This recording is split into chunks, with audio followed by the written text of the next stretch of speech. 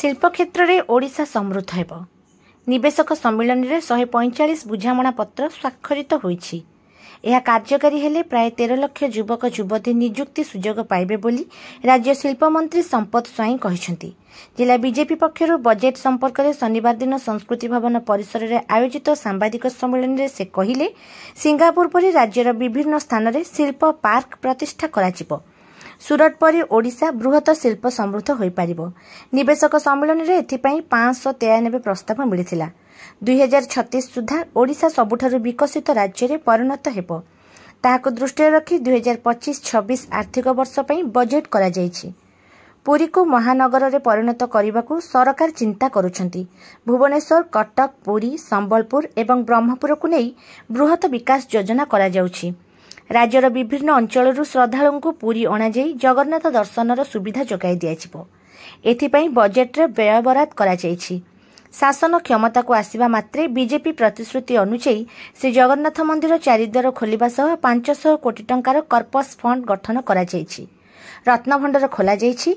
सुभद्रा योजना रे प्राय 1 कोटी महिला को आर्थिक सहायता जोगाई दिया जायछि। धानर सहायक मूल्य वृद्धि करा जाय क्विंटाल पिछा 800 टंका लेखाए इनपुट रियाती दिया जाउछि बोली शिल्प मंत्री श्री स्वाई कहिसेंति। पुरी सांसद डाक्टर संबित कुमार पात्र कहिले केंद्र बजेट रे ओडिशार विकास को अधिक गुरुत्व दिया जायछि। रेल भित्तिभूमिर विकास पई 10,599 कोटी टंका व्यय बराद करा जायछि। सेथिरे 59 रेल स्टेशन विकास सह 48 नुआ रेल स्टेशन प्रतिष्ठा कराजिबो। वार्षिक 12 लाख टंका पर्यंत आय उपरे केंद्र सरकार आयकर संपूर्ण छाड़ करिसेंति।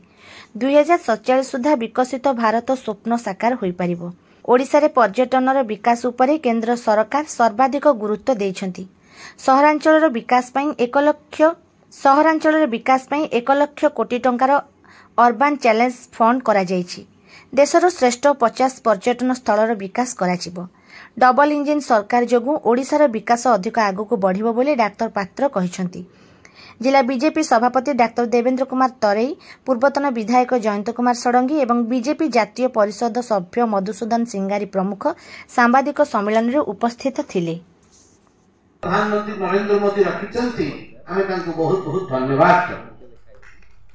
केंद्रीय बजेट रो किछि मुख्य अंश में रखिनी ना कले हमर सौभाग्य जे भारत वर्षर जे बजेट को टिकी निखुण भाव निरीक्षण करती डॉक्टर संबित पात्र महोदय एवं ओडिशा बजेट जे संपूर्ण अंशीदार भाव आमर शिल्प मंत्री होचंती आमर संपत स्वाई महोदय उभय आज उपस्थित रही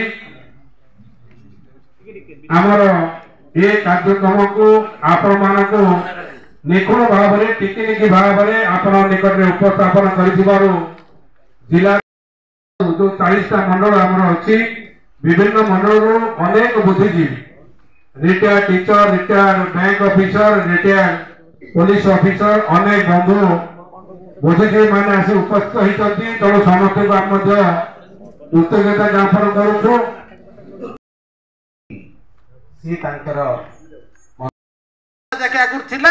लक्ष्य जाके सी हमको एग्जाम कर देइछंती तते किछि दरकार हबो मते कहबो मु तते सहायता करिवि। बहुत धन्यवाद देई बाप मांग कि मोदी जी सी आज